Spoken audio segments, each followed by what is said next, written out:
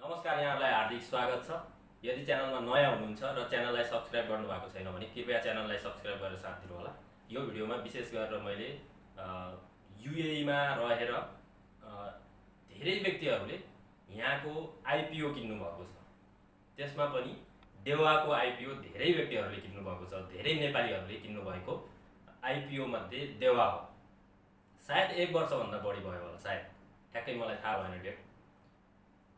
त्यति साह्रै बेनिफिट पनि छैन, थोरै बेनिफिट पाउनु भयो होला।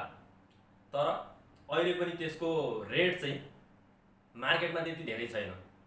तै पनि धेरै होस् या थोरै होस्, नाफा होस् या जेसुकै होस्, घाटा चाहिँ छैन है। अहिलेसम्म आजको दिनसम्म पनि घाटा छैन, मैले हेरिरहेको छु।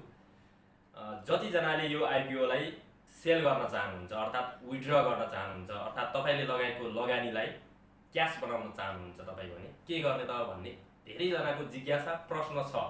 मैले पनि त्यो प्रश्न पाइसकेको छु। यसको सम्बन्धमा मैले केही भिडियोहरू बनाइसकेको छु। च्यानलमा तपाईँले सर्च गर्न सक्नुहुन्छ, हेर्न सक्नुहुन्छ। तर आजको भिडियोमा मैले तपाईँलाई टेक्निकल भन्दा पनि सैद्धान्तिक रूपमा कसरी चाहिँ गर्न सकिन्छ सेल, पैसा कसरी बनाउने त्यो आइपिओबाट भन्ने कुरा भन्दैछु।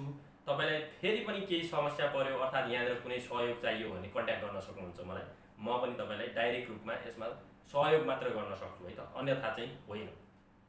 तपाईँको डिएफएममा आइपिओ छ, त्यो देवाको आइपिओ 1033 समथिङ कति सेयर छ तपाईँसँग भने अब त्यसलाई क्यास बनाउनको लागि तपाईँले सेकेन्डरी मार्केटमा जानुपर्ने हुन्छ। नेपालमा सेयर मार्केटको काम गर्नुभएको छ, कारोबार गर्नुभएको छ भने त तपाईँलाई यो सजिलै बुझिन्छ। यदि गर्नुभएको छैन भने चाहिँ अलिकति नयाँ लाग्छ, अनौठो लाग्न सक्छ। सेकेन्डरी मार्केट भनेको एउटा ब्रोकर हाउस हुन्छ। ब्रोकर हाउस अब यहाँ पनि तपाईँको 6-7वटा करिब ब्रोकर हाउस मैले देखेको थिएँ गुगल सर्च गर्दाखेरि। अबुधाबीमा रहेको अलराम्स भन्ने RAMZS अलराम्स भन्ने एउटा ब्रोकरबाट चाहिँ मैले एकाउन्ट खोलेको छु। त्यो हो ब्रोकर एकाउन्ट वा त्यसलाई सेकेन्डरी मार्केटको एकाउन्ट, सेकेन्डरी एकाउन्ट पनि भन्न सकिन्छ। तपाईँले त्यो ब्रोकर एकाउन्ट खोल्नको लागि चाहिँ के चाहिन्छ त भन्ने जिज्ञासा हुनसक्छ। त्यसपछि ब्रोकर एकाउन्ट खोल्नको लागि तपाईँको emirates ID original, passport original, visa copy र तपाईँको 3 महिनाको ब्याङ्क स्टेटमेन्ट चाहिन्छ है त। यतिवटा डकुमेन्ट तपाईँले बोकेर जानुभयो भने अलराम्स भन्ने यो अफिसमा, ब्रोकरको अफिसमा गएर तपाईँले एकाउन्ट खोल्न सक्नुहुन्छ। यो चाहिँ सेकेन्डरी एकाउन्ट हो, अर्थात् ब्रोकर एकाउन्ट हो।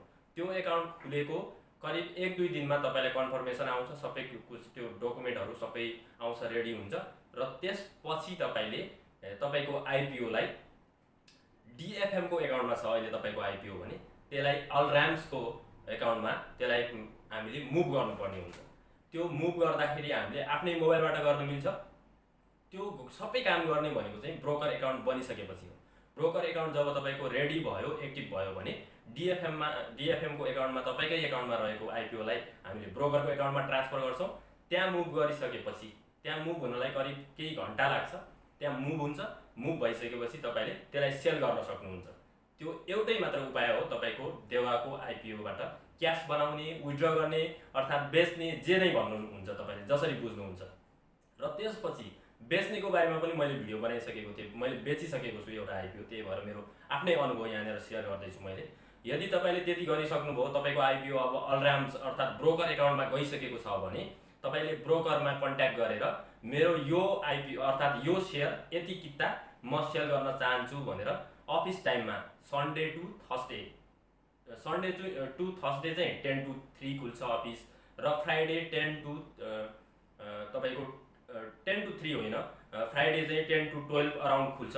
त्यो टाइमभित्र तपाईँले ब्रोकर अफिसमा कन्ट्याक्ट आफैले फोन गरेर आफ्नो भेरिफिकेसन गर्ने।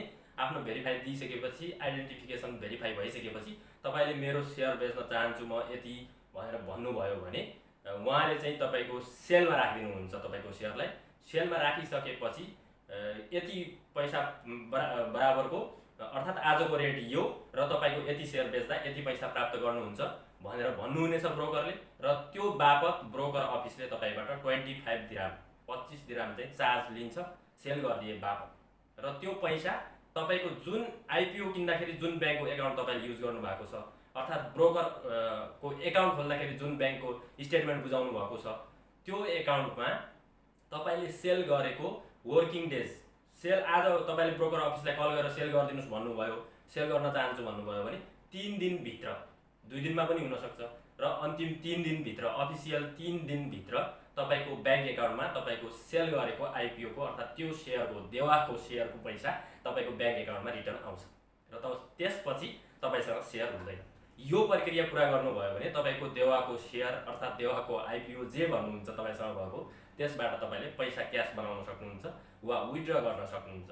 भिडियोमा केही कमी कमजोरी भयो भने तपाईँले कमेन्ट लेख्नु होला, अर्थात् कुनै जिज्ञासा छ भने फेरि पनि कमेन्ट लेख्नु होला, म फेरि प्रयास गर्नेछु तपाईँको समस्याको समाधानको लागि। हवस् त, यदि भिडियो तपाईँलाई इन्फर्मेटिभ लाग्यो भने भिडियोलाई सेयर गरिदिनु होला र च्यानललाई सब्स्क्राइब गरेर सपोर्ट गरिदिनु होला। यहाँहरूको महत्त्वपूर्ण समयको लागि आभारी हुनेछु। हवस् त, नमस्ते, सर्वे भवन्तु।